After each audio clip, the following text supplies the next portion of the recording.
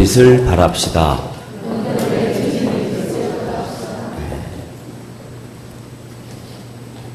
주님의 빛을 명절에 어떻게 바라는 것인지는 각자 삶이 다르니까 다양하겠지만, 명절에 주님의 빛을 바라는 모두에게 적용되는 본질은 내가 조금 더 고생하는 겁니다. 음식 좀 많이 만들어서 나누고, 뒤처리를 좀 더 많이 하고, 요즘 경제적으로 삶이 어려워도 조금씩 나누는 그런 것들이 있을 때 명절에 주님의 빛을 발할 수 있지 않겠나 생각합니다. 오늘은 로마서 5장 9절로부터 11절 말씀, 사도 바울이 로마 교회 성도들에게 보낸 편지와 그리고 그 편지를 받는 저와 여러분에게 주시는 하나님의 말씀은 무엇인지를 함께 생각합니다. 로마서를 보편적으로 기독교의 교리라 합니다. 그리고 갈라디아서 역시 기독교의 교리서라 합니다.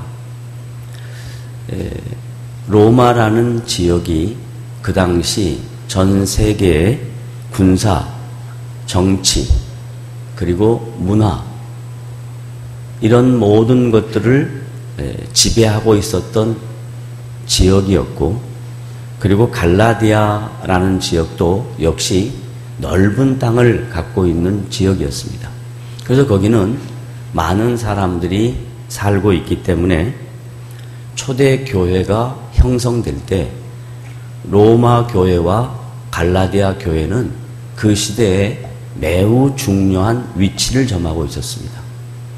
그래서 바울 사도는 로마 교회에게는 기독교의 교리를 신론부터 시작해서 종말론까지 아주 자세하게 로마서 1장부터 11장 마지막까지 36절 마지막 말씀까지 기독교의 교리를 압축해서 설명합니다. 뿐만 아니라 갈라디아 1장부터 6장까지는 사도 바울이 갈라디아 지역 교회에 있는 성도들에게 특별히 율법을 신봉하는 유대 그리스도인들에게 율법과 복음의 차이가 무엇인지를 가르쳐주고 있습니다. 그 가운데 오늘 읽은 로마서 5장 9절부터 11절은 기독교 교리 안에 중요한 부분인 구원의 문제, 이 구원의 문제를 신학적인 용어로 이신칭의라고 표현합니다. 이런 구원의 문제와 그리고 성화의 문제, 성화라 함은 예수를 믿고 하나님의 자녀가 된 성도가 이 땅에 살아가면서 하나님의 사람으로 만들어져 가는 겁니다. 하나님이 우리를 부르시고 부르신 그 목적을 이루시고 그 목적을 이루는 일에 도구로 쓰임받는 저와 여러분의 인생 속에 우리가 어떻게 하나님의 말씀을 근거로 해서 하나님을 닮아가는가 하는 것입니다.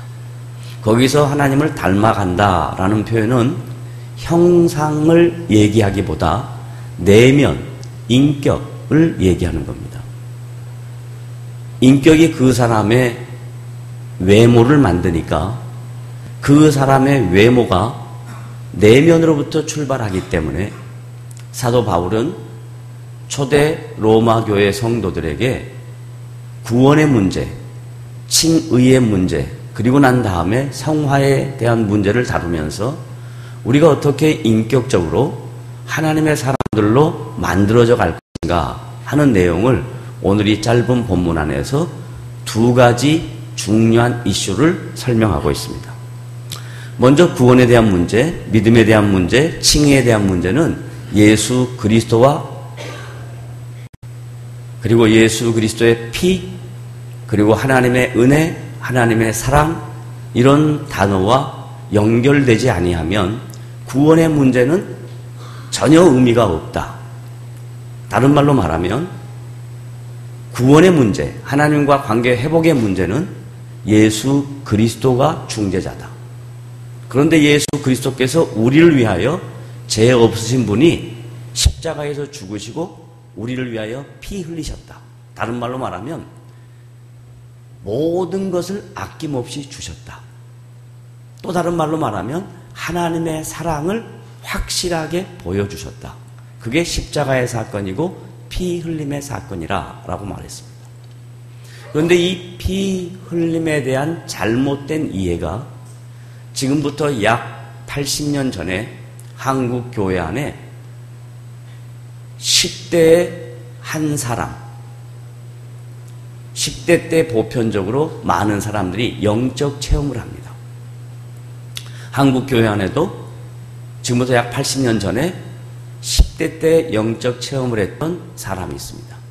그 사람 이름하여 문선명입니다. 그는 10대 때 놀라운 초월적인 영적 체험을 하고 난 다음 자기 스스로 주관적인 체험을 근거로 객관적인 진리의 말씀인 하나님의 말씀이 아니라 자기의 주관적인 체험을 근거로 해서 이 피 흘림에 대한 잘못된 신앙을 갖게 되었습니다. 예수 그리스도의 십자가의 피가 모든 인류를 구원하시는 하나님의 사랑의 증거이며 대속의 증거인데 그 피 흘림을 예수 그리스도는 실패했고 자기가 그 피 흘림의 대상자라고 합니다. 그래서 자기와 관계가 되어야 구원을 받는다라고 얘기합니다. 그런 말도 안 되는 교리를 한국교회에 선포할 때 한국교회 안에 60년대에 문선명을 추종하는 수도 없이 많은 지식인이 있었습니다. 문선명을 추종하는 수도 없이 많은 성도들이 있었습니다.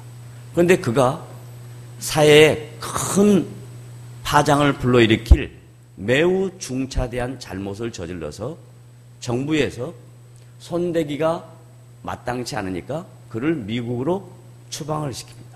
그래서 미국에서 미국 사람들이 뿐만 아니라 다른 제3세계의 사람들이 문선명을 위해서 껌을 팝니다. 그리고 그를 위하여 수도 없이 많은 도네이션을 합니다. 그게 이름하여 통일교입니다. 왜 이 얘기를 잠시 여러분에게 말씀드리냐면 기독교 교리가 조금만 잘못 나가면 조금만 정도에서 벗어나면 엄청난 파장을 가져올 수 있는 내용이기 때문에 기독교의 교리가 그만큼 중요하다는 것을 설명하기 위한 방법이었습니다. 예수 그리스도의 피 외에는 우리를 구원할 자가 없습니다. 믿으십니까? 따라하십시다. 예수 그리스도의 보혈의 피가 나와 하나님과의 관계를 회복시키셨다. 그걸 다른 말로 구원이라 그럽니다. 그래서 하나님과 관계가 회복된 것을 또 다른 말로 말하면 우리 안에 거룩한 인격, 하나님이 인간을 창조하실 때 하나님의 형상으로 지은 그 인격이 우리 안에서 태동되는 겁니다. 발화가 되는 겁니다. 씨가 생기는 겁니다. 그래서 그 예수 그리스도의 십자가의 보혈로 우리 안에 태동된, 발화가 된, 씨가 형성된 그 믿음의 내용들이 우리 인생이라는 시간의 과정을 통해서 하나님을 알아가는 것과 세상에서 우리에게 가르치는 것과의 충돌 속에서 하나님을 알아가는 사람들로 만들어져 가는 것을 성화라고 이야기합니다. 그래서 사도 바울은 하나님이 시작하신 구원, 그리스도로 말미암아 얻어진 이 놀라운 하나님의 자녀됨의 축복, 이것은 이제 새로운 영적인 생명이 시작되어서 그 다음 성령의 통치를 받으며 하나님의 일하심을 받으며 우리 안에 하나님의 사람들로 만들어가는 성화의 과정이 꼭 따른다라고 이야기합니다.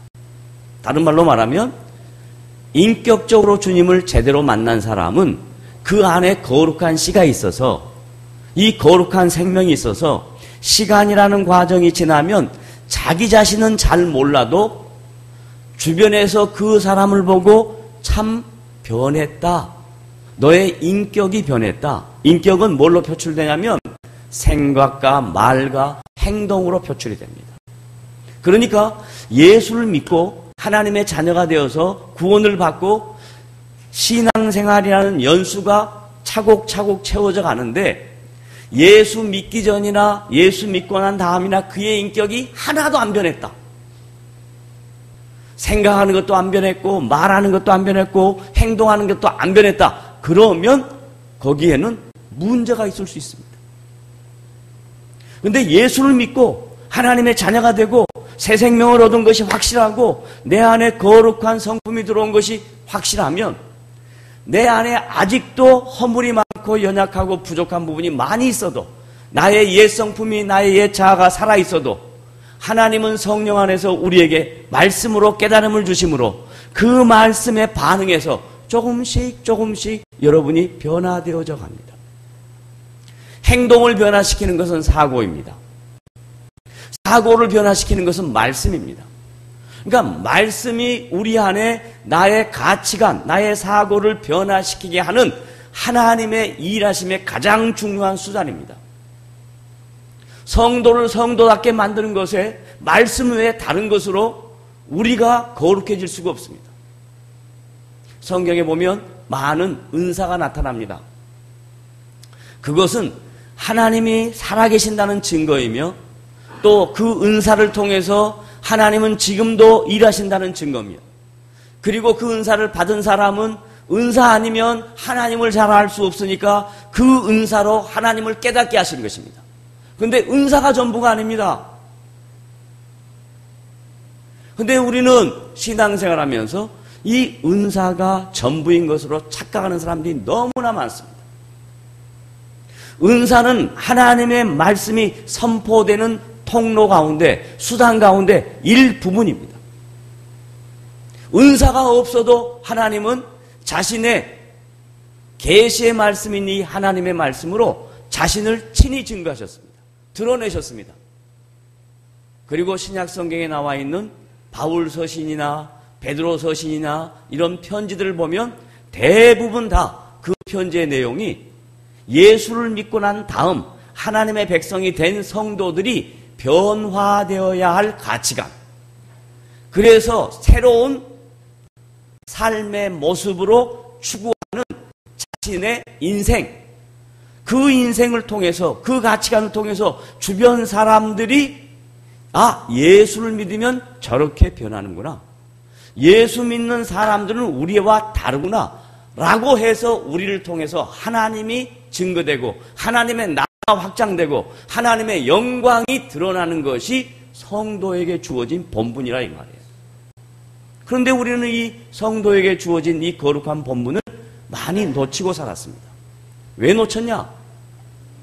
예수를 믿고 그 다음 과정이 성화되어져 가는 것은 필수인데, 성화되어져 가는 과정 중에 고난이라는 것이 없으면 절대로 성화가 될 수 없습니다.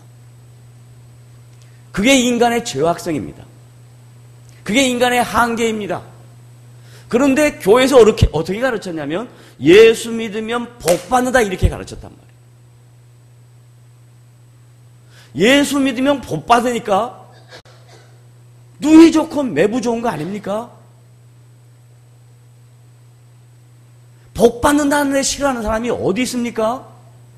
그러니까 예수 믿으면 복 받는다는 그 등식이 예수 믿고 나를 증명하고 증거하는 것으로 변질돼 버렸어요.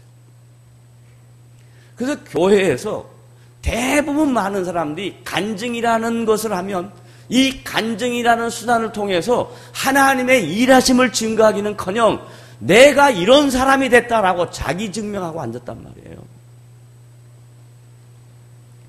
이런 것을 여러분 수도 없이 듣고 신앙생활을 해왔어요. 근데 바울은 기독교 교리를 설명하면서 칭의, 믿음, 구원, 하나님의 자녀됨, 이건 시작에 불과하다. 이건 하나님이 시작하신 거다. 하나님의 은혜다. 하나님의 사랑이다. 그리고 우리가 반응해야 될 것은 로마 황제가 예수를 믿지 말아라고 핍박하고 경제적으로 어려움을 당하고 공동체 안에서 왕따를 당해도 그걸 다른 말로 말해서 고난이라 하는 거거든요. 그래도 그 고난 속에서 하나님을 바라보고 나아가면 우리 안에 거룩한 성품과 인격이 형성되어서 저 세상 사람들이, 하나님을 알지 못하는 사람들이 우리 앞에 굴복하게 되는 일을 하나님은 우리를 통해서 이루시려고 하는데, 한국교회는 완전히 이것을 거꾸로 뒤집어 놨습니다. 이제라도 정신 차리고 오늘 말씀을 통해서 예수를 믿고 하나님의 자녀가 되고 구원과 믿음과 그 놀라운 하나님과의 관계가 회복된 이 모든 일은 하나님께서 우리를 사랑하시고 그의 은혜로 주어진 선물이고, 이제부터 선물을 받은 우리가 이 땅에 살면서 하나님을 어떻게 닮아가야 할 것인가 하는 문제에 대하여 바울이 로마 교회 성도들에게 지금 쓰고 있어요. 근데 하나님을 닮아가는 그 과정에 너무 힘든 과정이 있기 때문에 약간 강조하는 표현을 씁니다. 그 강조하는 표현이 뭐냐면 하나님의 진노라는 표현을 씁니다. 그 하나님의 진노는 언제 나타나냐? 현세적인 개념보다 미래적 개념의 하나님의 심판대 앞에 섰을 때 하나님 앞에 진노받을 대상이 있다라는 이야기를 하면서 경각심을 불러일으킵니다. 우리는 보편적으로 이 육신에 면역력이 생겨야 다양한 바이러스를 이길 수 있는 힘이 있다라고 합니다. 그래서 이 면역력이 자꾸 생기다 보면 그 바이러스를 이길 수 있는 힘이 생기는데, 이 바이러스를 이길 수 있는 힘인 면역력을 키우기 위해서 건강관리를 잘해야 되고 음식 섭취를 잘해야 되고 자기 삶을 매우 잘 컨트롤해야 되는데, 삶을 컨트롤하지 못해서 오버워크를 합니다. 그리고 자기 몸에 나쁜 음식을 먹습니다. 자기 몸에 전혀 도움이 되지 아니하는 다양한 잘못된 일들을 합니다. 그래서 면역력이 떨어집니다. 그래서 바이러스가 들어오면 바로 우리 몸에 반응이 생깁니다. 그게 질병입니다. 그런데 육신만 갖고 있는 인생이라면 그 바이러스만 잘 대치하고 면역력만 잘 갖추면 됩니다. 그런데 인간은 육신만 갖고 있는 존재가 아니에요. 인간은 영적인 존재예요. 이 영적인 존재는 그리스도 안에서 회복된 거룩한 영이 있고, 그리스도와 관계없는 자들은 영적으로 악한 영의 지배를 받고 있습니다. 그래서 죄와 허물로 죽어버렸습니다. 여기서 죽었다라는 의미는 가치를 잃었다, 판단을 제대로 못한다, 인간성이 상실됐다, 이 말입니다. 그러니까 예수를 알지 못하는 사람들은 겉으로 보기는 멀쩡한 것 같은데 실제적으로 들어가 보면 그들은 죽어있는 인생입니다. 몸은 살아있는데 그들의 영은 죽었습니다. 그래서 아무리 도덕적이고 윤리적이고 고상한 것을 해도 그 안에는 냄새나는 것밖에 없습니다. 왜? 정상적인 인간상이 상실되어 버렸기 때문에 그렇습니다. 그런 사람의 결국은 하나님의 진노입니다. 영원한 형벌입니다. 그런데 바울이 이 교리의 문제, 믿음, 칭의, 구원, 하나님의 자녀됨, 이 문제를 설명하면서, 그리고 이어서 성화에 대한 과정이 인생살이하는 과정 중에, 신앙생활하는 과정 중에 어려우니까 그 어려움을 겪고 있는 성도들에게 경각심을 주기 위해서 하나님의 진노라는 단어로 분명히 미래에 모든 인간은 하나님 앞에 설 텐데 그 진노 앞에 너희들이 어떻게 할 것이냐라는 말로 로마교회 성도들을 경각심을 불러일으키는 거예요. 그 말씀은 로마교회 성도에게만 준 것이 아니라 오늘 저와 여러분에게 주는 겁니다. 이 성화의 문제. 그러면 성화를 어떻게 이루냐? 하나님을 어떻게 닮아가냐 이 말이에요. 그걸 11절 마지막 부분에 이런 표현으로 성화는 이렇게 이룬다라고 바울이 가르칩니다. 11절 마지막 부분 봅니다. 11절 전반부는 제가 설명했던 모든 내용들이니까 같이 읽고 그 다음 11절 후반부 부분은 이제부터 설명할 내용입니다. 시작. 그뿐 아니라 이제 우리로 화목하게 하신 우리 주 예수 그리스도로 말미암아. 그 다음 이제 성화의 문제입니다. 시작. 하나님 안에서 또한 즐거워하느니라. 자, 저를 보십시오. 성화는 어떻게 이루냐? 성화를 이루는 당사자인 저와 여러분이 인생을 살아갈 때 자기 즐거움을 위하여 살면 성화가 안 이루어집니다. 인간은 본질적으로 자기 즐거움을 위하여 사는 게 인생이라고 이해합니다. 근데 예수를 믿고 하나님의 자녀가 되면 성도에게 주어진 인생은 자기 즐거움을 위하여 살면 전혀 성화가 되지 않는다라고 이야기합니다. 예수를 믿고 하나님의 자녀가 되면 그 순간부터 하나님이 우리를 거룩하게 만드실 때 우리의 가치관을, 우리의 사고를 어디와 접촉을 시키냐면 하나님과 접촉을 시킵니다. 자기와 자기를 접속시키는 것은 전부 결과가 의미가 없고 가치가 없는 것입니다.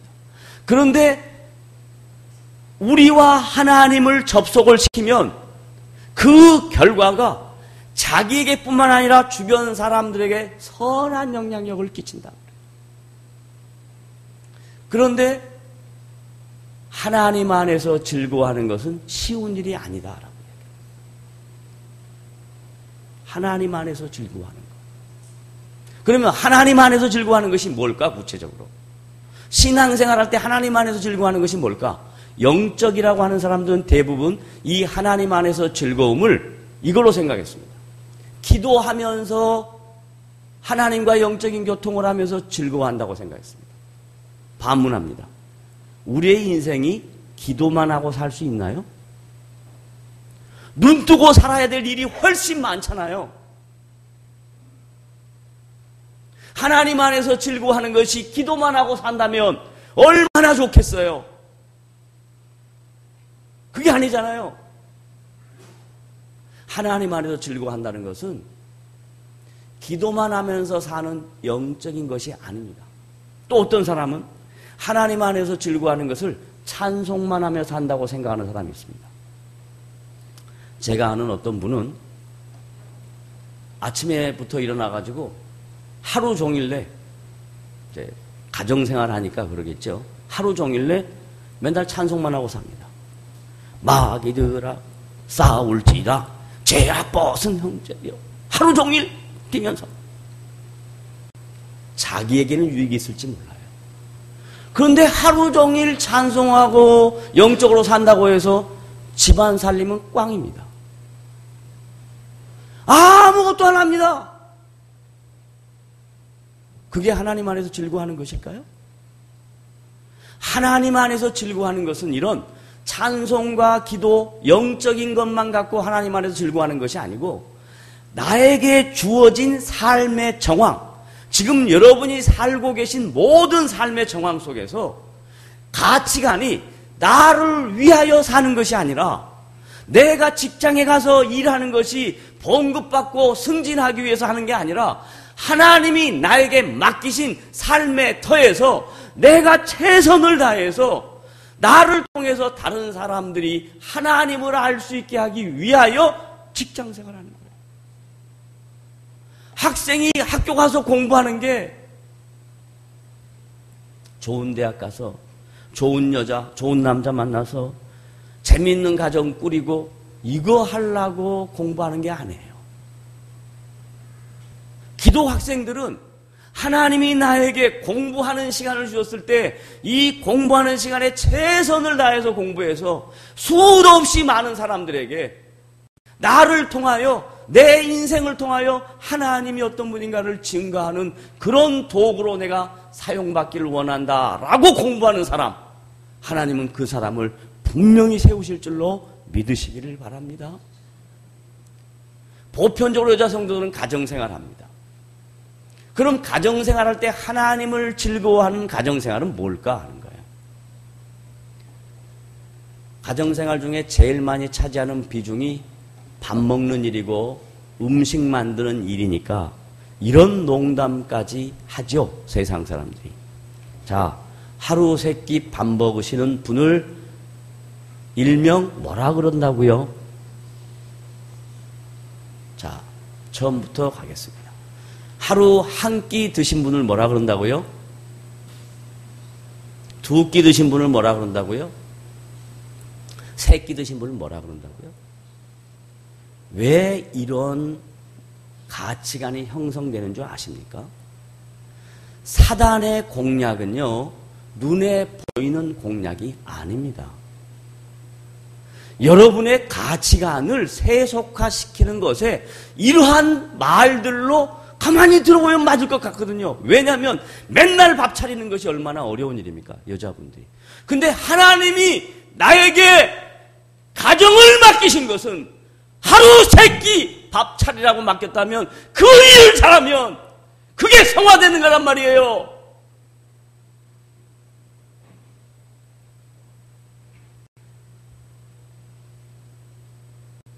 목사 같은 역할 하는 게 성화되는 건 줄 아세요? 하기 싫은 일을 하는 거예요. 왜? 주님이 나에게 가정을 맡겼으니까.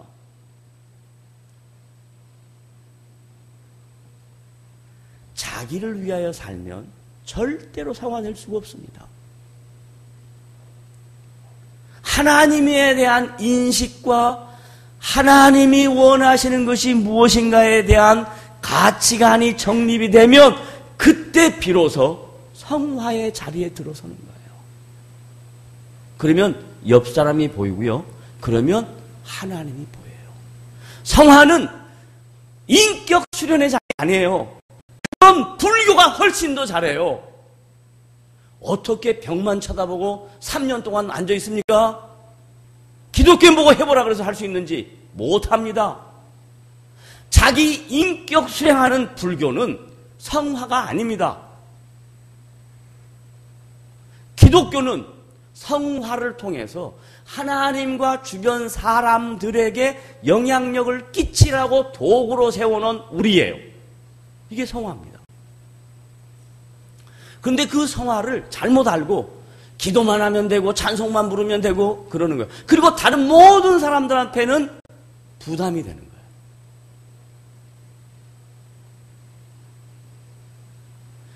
사탄은 이 세상의 가치관을 가지고 우리 기독교인들이 성화되지 못하도록 공략을 합니다. 잘못된 가치관을 가지고. 이성적으로 들어보면 맞을 것 같거든요. 근데 과거 50년 전에, 반세기 전에 우리 한국 보편적인 가정에서 그런 말이 나왔으면 그 여인은 어떻게 될까요? 친정에 가라. 가라. 이러겠죠. 50년이라는 세월 속에 뭐 때문에? 산업화와 물질 만능이 우리의 머릿속에 여러분이 모르는 사이에 다 침잠되어 있는 거예요. 그래서 마치 그것이 정답인 것처럼 착각하는 거예요. 공주는 내면에서 나오는 겁니다.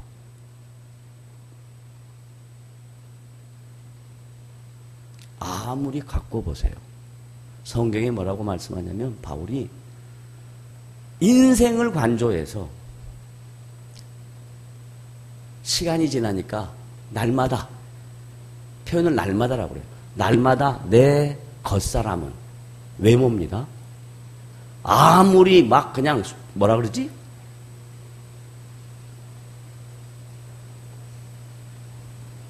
여러분이 아시죠? 아무리 해도 겉사람은 후패해집니다. 가장 중요한 게 뭐냐면 체형이에요. 체형. 제가 이렇게 가만 보니까 50이 넘었는데도 처녀처럼 체형을 갖고 있다. 그건 문제 있는 사람이에요. 50이 넘어가면 체형은 다 일자가 되는 게 하나님의 창조의 원리예요.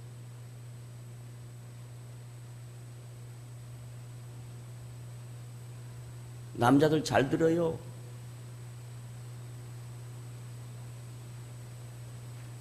창조의 원리예요. 그러면 그 시간이 지나면 체형 갖고 사는 게 아니에요. 나에게 주어진 책임을 갖고 사는 거예요. 책임지기 싫거든요. 그러니까 핑계를 대는 겁니다. 그래서 이것 때문에 안 맞다, 저것 때문에 안 맞다 그러는 거예요.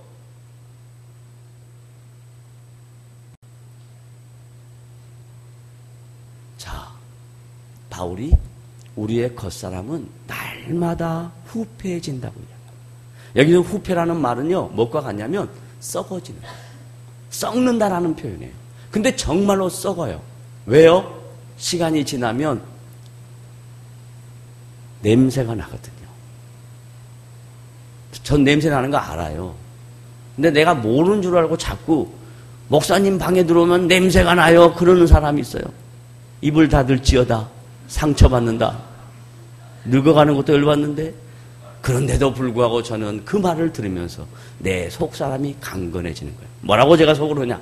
그래, 맞다. 나는 이제 계속해서 냄새가 날 것이다.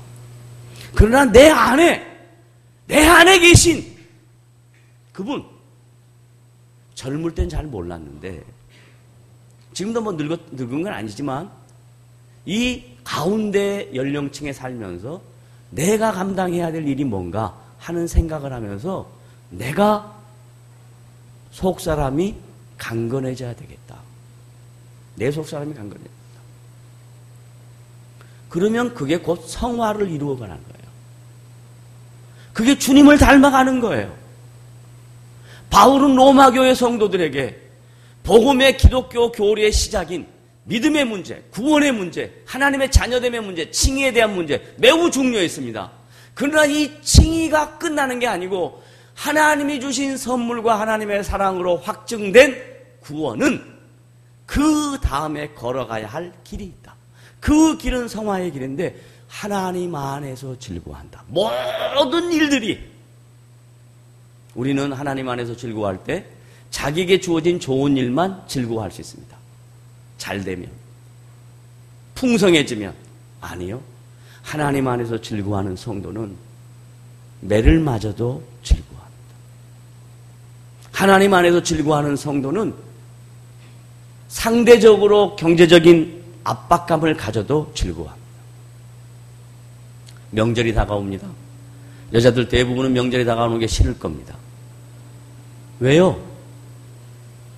원치 않는 일들, 비교, 그리고 자기 자신에 대한 평가, 그리고 뿐만 아니라 내가 이제 이만큼 살았는데 뭘 이루어놨나, 이런 자괴감, 이런 게 싫을 겁니다. 이해합니다. 그러나 거기서 빠지지 마시고 오늘 말씀을 통해서 이 명절에 여러분이 깊이 묵상하실 것, 내가 예수 믿고 하나님의 자녀가 되어서 하나님이 나를 칭의로 거룩한 백성이라고 인정하시고, 그리고 내 안에 구원을 이루시고, 그 구원을 이루신 그 하나님은 하나님의 진노 앞에 미래에 설 때 나를 영원토록 구원할 것이라고 약속하신 이 미래 담보의 구원은 나에게 주어진 성화의 과정을 잘 살아갈 때에 그 구원의 미래적 담보가 하나님의 진노 앞에서 담대하게 하나님 나에게 주신 인생, 이렇게 살았습니다. 이제부터라도 오늘 이 말씀을 통해서 여러분 각자에게 주어진 인생, 시간이 많지 않습니다.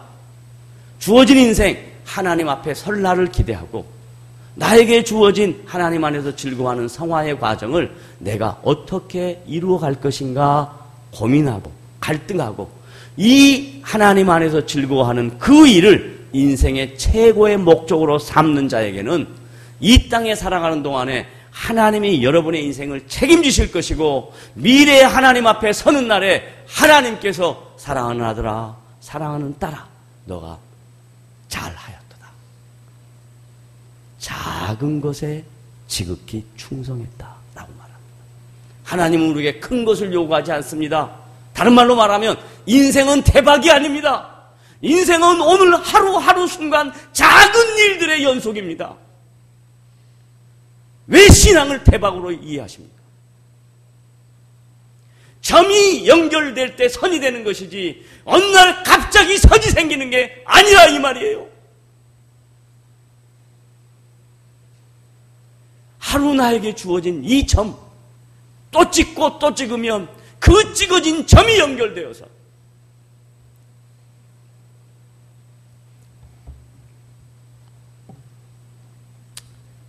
하나님 앞에 거룩한 선으로 연결될 것입니다.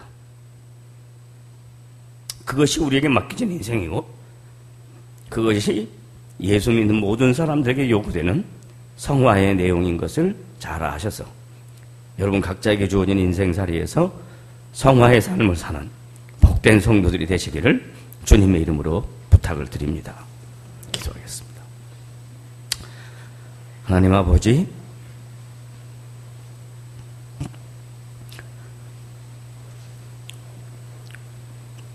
우리를 구원하시고 그리고 우리에게 하나님의 사람이 되기를 소원하며 시간이라는 과정과 인생이라는 짐을 우리에게 맡기시고 그 일들을 통해서 우리를 거룩하게 만들어 가시는 하나님의 계획하심과 일하심을 믿습니다.